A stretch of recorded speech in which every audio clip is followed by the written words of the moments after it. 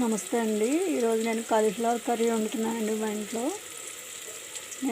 ఈరోజైతే వంట చేస్తున్నాను, అది నాకు వీలుగా ఉన్నప్పుడు నేను పెడుతున్నానండి, పోస్ట్ చేస్తున్నాను. ఇదిగోండి, ఈరోజు నేను కాలీఫ్లవర్ వండుతున్నాను కదా. పొయ్యి మీద గిన్నె పెట్టుకొని ఉల్లిపాయ ముక్కలు, పచ్చిమిరపకాయ ముక్కలు, నూనె వేసి ఇలా మగ్గనిచ్చుకుంటున్నానండి. సాల్ట్ త్వరగా మగ్గడానికి సాల్ట్ కూడా వేసుకున్నాను. కాస్త మగ్గిన తర్వాత కాలీఫ్లవర్ వేస్తాను. కాలీఫ్లవర్ కర్రీ ఇదిగోండి, కాలీఫ్లవర్ ముక్కలు వేసుకున్నా. ఇందులో పసుపు, ఉప్పు, కారం వేసుకున్నాను. ఇది ఒక్కసారి కలుపుకోవాలండి. ముందుగా మీకు నేను వీటిలో ఏమేమి వేసుకున్నానో చూపించడానికి అని చెప్పేసి ఇలా వేసిన వెంటనే చూపిస్తున్నాను.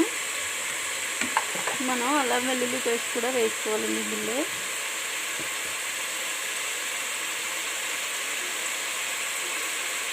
నూనె పెట్టుకున్న అల్లం వెల్లుల్లి పేస్ట్ ఉంది, అది వేసుకుంటున్నాను.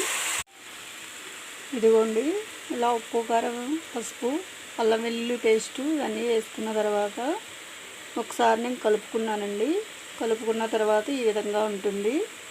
ఇలా సన్న మంట మీద కాసేపు మూత పెట్టి మగ్గనివ్వాలండి.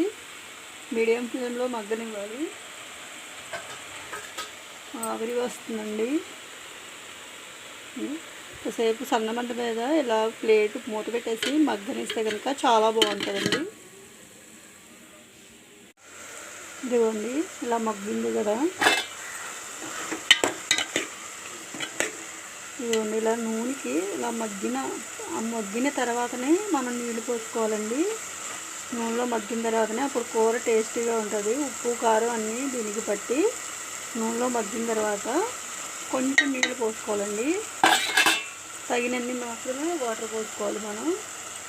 మరి ఎక్కువ నీళ్ళు పోసినా టేస్ట్ పోతుంది. ఓ చిన్న గ్లాసు.